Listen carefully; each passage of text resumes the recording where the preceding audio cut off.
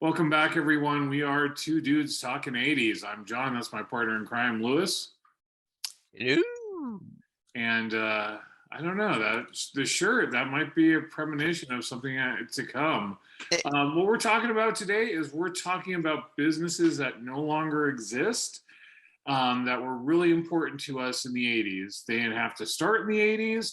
They didn't have to go out of business in the 80s, but they were prominent in the 80s and they sadly no longer exist today. So this is Lewis's concept. So if you don't like it, blame him. Lewis, you're wearing a Tower Records shirt, which doesn't exist anymore. Why don't you start us off?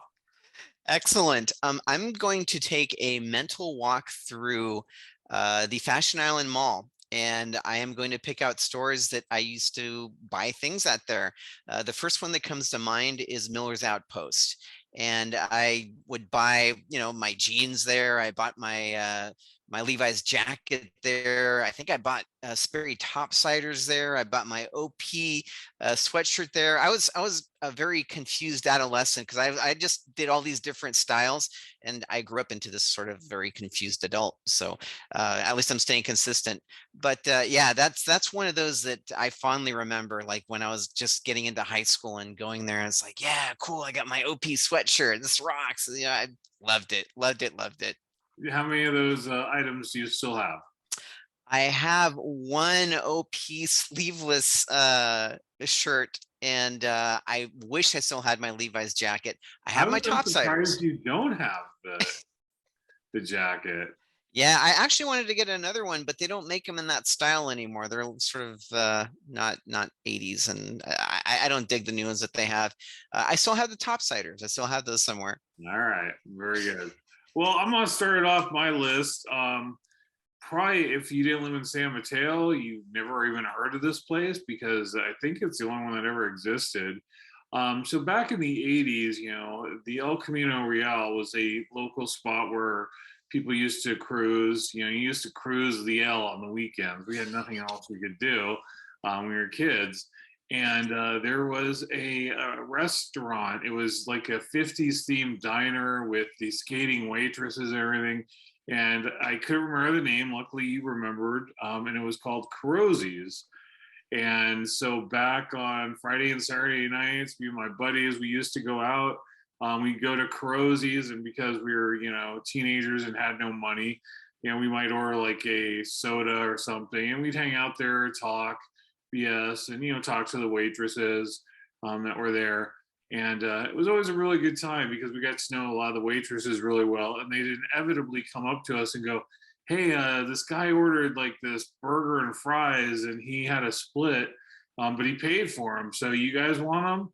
Yeah, sure. Free food. Yeah, let's do this. And so we would sit there for hours and we get tons of food and it was all free. So it was a really good time. I always loved the old 50s style diners, especially when they had skating waitresses like this place had. After Carozzi's, it became Taxi's Burger Stand, which was there for a lot of years. Right. But yeah, and I went there a few times as well. But man, I miss Carozzi's, and I think it started in the '80s, ended in the '80s. Didn't have a very long lifespan, but definitely meant a lot to me and my friends. So business I really miss.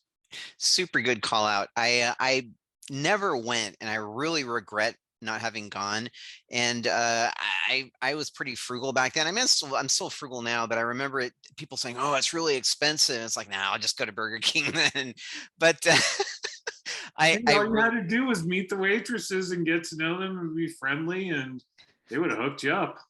I didn't have the panache that you had, John. I obviously didn't. There was something lacking Trust there. me, there's not a lot of panache going on over here, especially back then. But I do remember that. I remember it being really a really cool concept, right? Is just sort of a throwback to the 50s, and I really regret never having gone there, not even once. You missed out. Definitely. So as I continue my walk through Fashion Island Mall, I'm taking a right turn into a store called Musicland, and it used to sell, CDs and records, and they also had stereo equipment. It's where I bought my first little boombox. It was a little Unitech. It sounded surprisingly good, and it had these hookups in the back that I didn't realize that I would later use to hook up my little portable CD player that I also bought in the 80s, from another store that I'll mention a little later. But I remember going in there and just spending a lot of time sort of fidgeting with their electronics, and just checking out the CDs and watching like the videos that they had, all the new 80s videos that are on their like widescreen TV, or, the projection TV. So very fond memories of that place too. I'm sure I went there. I just don't remember it. I'm trying to picture where it was in the mall, and it's just not coming to me. Do you remember kind of where it was? I, Where it was? I do. So as you were walking through the mall, so let's say that you were like center of the place where Liberty House used to be, and you're walking towards the ice skating rink. You'd veer off to the right to the ice skating rink, but if you walked forward, it was maybe two or three stores that then you would turn into your right, and it was there. All right, very cool. I'm gonna go with my next business that I really miss. Wasn't in the Bay Area, shockingly enough, and it was in Buena Park, and it's called Movie Land Wax Museum. Now, growing up, my parents absolutely were terrified of flying. So, that having said that, family vacations meant getting loaded up into the simulated wood grain paneling station wagon and driving to Los Angeles and going to Disneyland, Universal Studios, and as I had mentioned, Movieland Wax Museum. I used to love the place. I think the last episode, the picture of me with Spock is an old photo I found from Movieland Wax Museum before Oh, I even cool. knew we were doing this episode. Um, so when I went there originally as a kid, you know how you're a kid, like everything's gonna be cooler, like as you move on, and you Right. don't have the patience to sit there and look at something. So I would always be going ahead of my family, and I came to a scene. I forgot what movie it was from, but it depicted Jesus and the crucifixion. My parents weren't very church going people, so I didn't go to church. And I proceeded to run back to find my parents, yelling the whole time, "Mom, you gotta see this. They have a guy nailed to an X." Kind of embarrassing for the family. But yeah, so love Movie Land Wax Museum. In the 80s, they actually, I remember going in, I think I was high school or middle school, and my parents allowed us, me and my sister, to bring a friend, and we went to Movie Land Wax Museum on that trip, and they had added this attraction, which was very short lived, but it was called the Black Box, and it's really hard to find anything else about it. I found something on Facebook, but essentially it was like an extra added attraction. I think you paid extra for it, and you went through horror scenes. And so you would start, and you would be in this bedroom, and they're kind of, it's been so long. They kind of vaguely were explaining, what the black box was.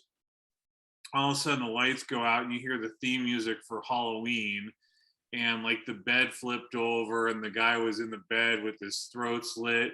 He had the tombstone, "Here lies Michael Myers," and somebody falls out of the closet and their throat slit, and they're stabbed. And so you had that scene, and then you went to the next scene, which was Altered States, and then the final scene was aliens, and they had like the alien hands coming through to get you, Oh, and how they had cool. actual people, I assume, and they would be down on the ground and they'd try and grab your legs. And I remember they grabbed either my sister or her friend's leg, and they ran out of there like they were Usain Bolt. And yeah, great place. I loved it. For the longest time, even though it was closed for many years, they still had the sign up. So I'd go by there and it would just bring back memories, just see the sign, and that's sadly gone too. So, Movie Land Wax Museum, big part of my 80s, and I wish it still existed. Oh, bummer, man. Yeah, I that sounds really, really cool. I've never experienced that. That sounds way, way cool. You want to see the man nailed to the X, huh? I would love to see the man nailed to the X. So I'm assuming that restaurants are within scope of what we're talking about here. We're same businesses, brother. Excellent. All right. So I'm taking a turn out of Music Land and walking towards the ice skating rink at Fashion Island Mall, and I'm feeling hungry. I'm going to stop by Zabaro's and get myself a slice of pizza. And you don't remember Zabaro's? It still exists. Does it really? Yeah. Oh, I wasn't aware. Yeah. Go, Ro. Go ahead. Let Ah, me hear your Subaru story. anyway, it wasn't anything. It was just like that was sort of the way that you wrapped up your day at the mall, as you'd stop by and grab a slice of Zabaro's pizza. But yeah, I had no idea that it was still in business. Yeah, they you still will find them in malls. I think so. We had one at our mall for the longest time, and I remember last time I was at the Orlando airport. I think they had a Sbarro's. That wasn't that long ago, so it still exists. All right, well, Their bummer. their pizza was the greasiest, thing on the planet, and it was so good. Well, Lewis failed. I'm very Yeah. sorry, but You that's my typically pick. go rogue, and are we ever getting out of Fashion Island with you, or are we just gonna stay in there? No, no, we're getting out of Fashion Island next. Okay, well, good. Looking forward to it.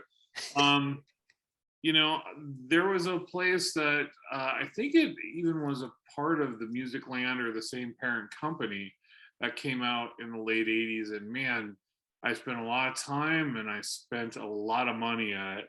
And this was the Suncoast Motion Picture Company. All right. And I used to love going in there. It was kind of like a blockbuster video, except you would buy the movies. And I really would, loved going in there, seeing what movies they had. Bought a lot of movies there, the good old VHS types. I don't remember them ever having, DVDs, or maybe they did just right towards the end and sadly went under. But, I spent a lot of time, a lot of money there. Love Suncoast. So, I miss that place. I don't remember Suncoast. Where was it? They had a few, but I want to say it was like Tan Foran was one of the ones I remember. I don't think they had them in the our malls in San Mateo, but I remember there were a few places I would go to and go on a weekend and go for a trip and usually pick up like two or three movies and Suncoast. All right, cool. All right, so I am stepping out of the Fashion Island Mall. We're out of there finally, huh? We're out of there finally, driving down, cruising down the El Camino, as you called out.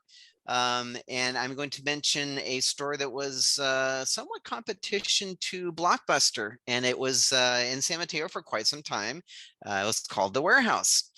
And they rented videos, they sold CDs and DVDs. I remember going there many times to buy tickets to concerts, and also buying blank cassette tapes to either record my own music, my demos, or to record stuff off of the radio. And again, I was very sad to see that go. It was sort of interesting that when it did go, it opened up again as the Warehouse, but I think it was like the Men's Warehouse. So and I Time could change. I don't know what it is now, but I went there many, many times and spent many, many hours in that store as well. They did. Now I'm trying to remember. They used to also sell the Ticketmaster tickets. Yes, yeah, Right? I think yeah, I absolutely. used to go to them before Tower. Yep. So I used to go there. I gotta tell my warehouse story because they were actually on my list too. Son of a Oh, bitch. I'm sorry. No, you're not. Um, so when I was in high school, there was a girl that I had the biggest crush on, and her name was Kathy Spencer. Just a beautiful young lady. Always wanted to talk to her. Never had a class with her. Never had an opportunity to meet her. Anything. And so she was a year ahead of us. She graduated, and I think I was a senior. And I go to Warehouse Records, and who's working there but Kathy Spencer. And I went and I checked out, and I was talking to her, and she remembered me from Hillsdale and everything, and we were talking. I'm like, oh man, this is cool. And the next time I went there, I got up the courage and I went up there and I'm talking to her. I said, you know what? I always wanted to, get to know you in high school. And I always wanted to ask you out. So I'm going to rectify that now. And I'm going to, I'd love to go out with you sometime. I'm sure I said that it was way worse than what I'm saying now. And so I asked her out and she says, I would have been happy to have gone out with you. And I just started dating somebody. I don't know if she was politely blowing me off or not, but I remember walking out of that store. I was on cloud nine. Yes, I got turned down, but I was like, okay, at least I finally did it. Cross that off the bucket list. I had asked her out, failed miserably, but at least had done it. So that was my warehouse records, probably my favorite experience. Super cool, man. That's awesome. Yeah, even though you didn't get to go out with her, unfortunately, it's awesome that you did it, man. It's really cool.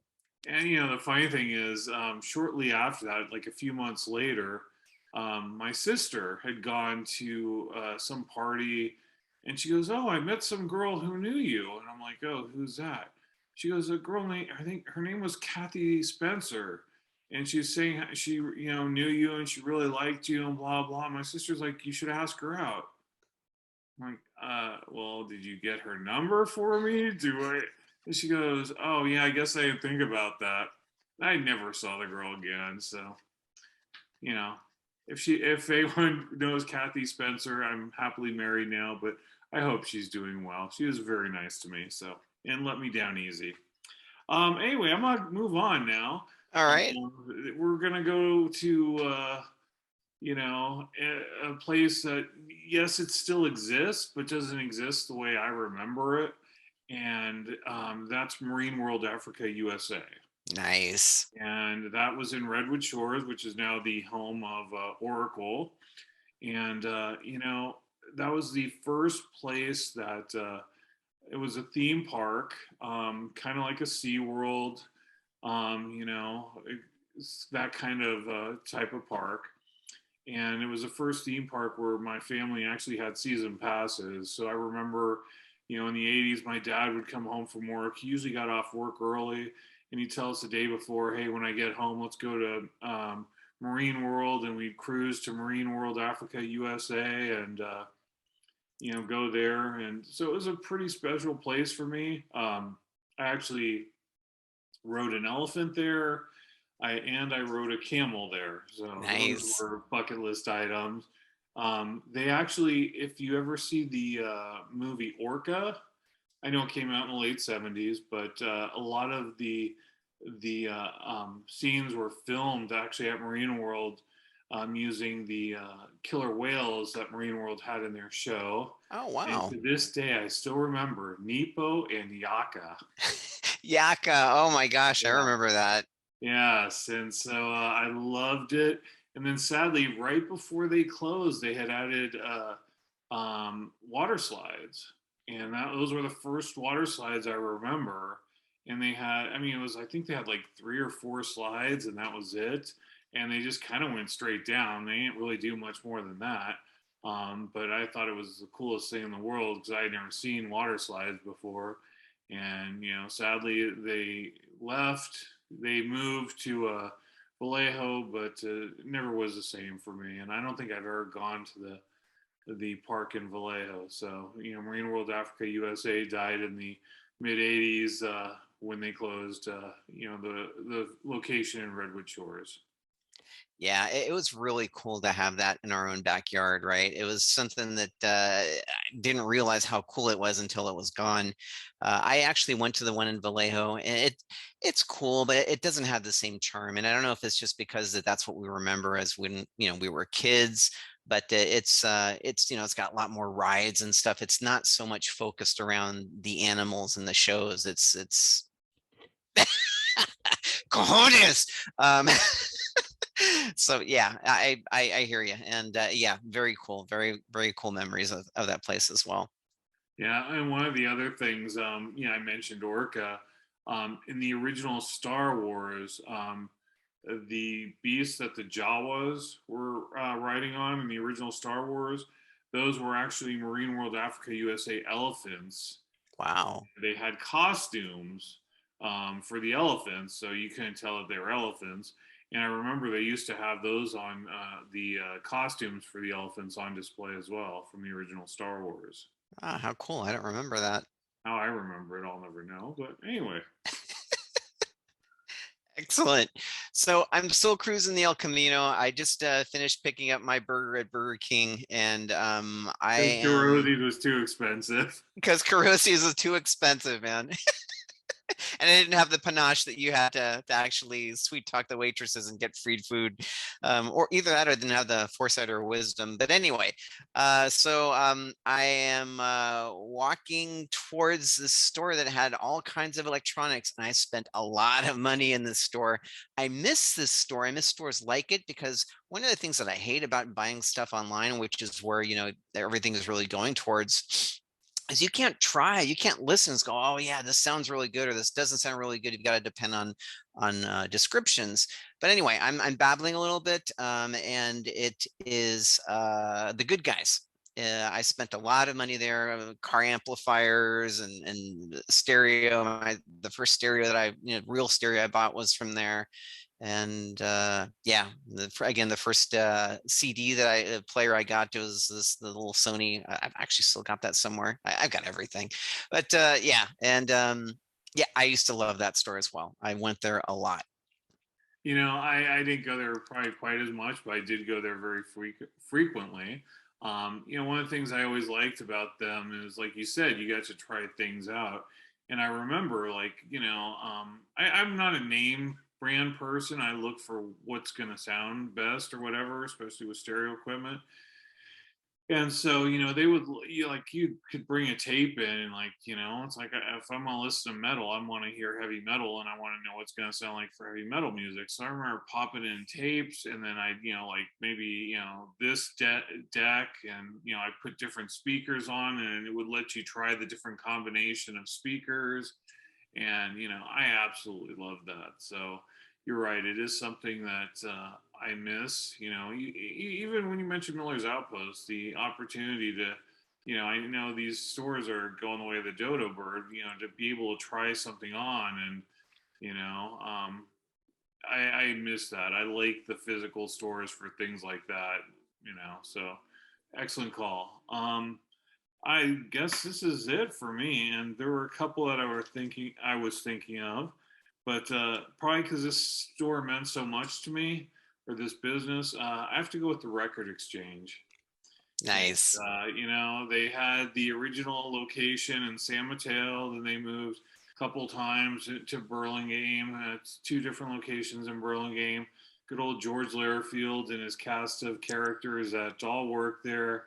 Jim, who would for a while be a stand-up comic, and I'd go in there, and Jim would be like, he did a great Pee Wee Herman impersonation, and he'd be like, "Imagine if Pee Wee Herman starred in Casablanca," and he would do lines from Casablanca in Pee Wee Herman's voice, and it was a great time, and you could always order records from there, and he knew your taste, so you'd go ahead and like he'd put stuff on hold for you, like he'd find this like crazy one of a kind Europe double album that had all these extra tracks and things, like, hey, I picked this up, would you be interested? I'm like, hell yeah, George, I'll buy that in a heartbeat.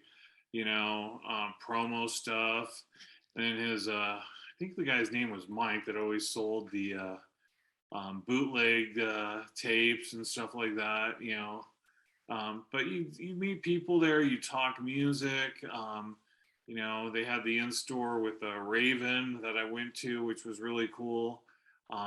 But it was just a really fun time, and I miss that. Being able to go somewhere and meet people that are like-minded, and just have discussions, and people turning you on to new music, because we didn't have the internet. You have to talk to people, like, oh, this sounds good, or you'd be reading magazines, and the Record Exchange had all of that. And yeah, really miss those types of places, and the Record Exchange was far and away my favorite.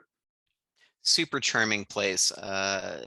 Yeah, it was awesome. I mean, like you said, the people that were there, working it, it was just awesome. You went in there, you had good conversations, and again, you could find little off the wall things that you couldn't find maybe at at Tower Records. So yeah, very good pick. Very good pick. So you wore a Tower Records shirt and you didn't include Tower Records? I figured I was already mentioning it on the shirt, and whatever. No, I did not go to the Tower Records route. All right. And by the way, are the drums empty tonight? The drums are empty. I could not. I'm running out of 80s things, man. I mean, after I mentioned the CD player, it's like, yeah, I still have that somewhere. I should have pulled that out. So I'll pull that out next time. But I'm starting to run out of 80s stuff. I have a couple ideas for you, and we'll talk off camera. So, All right, all right. as always, brother, I appreciate you. This is usually one of the highlights of my week. Same. I love going down memory lane with you, and let's do it again next week. Absolutely.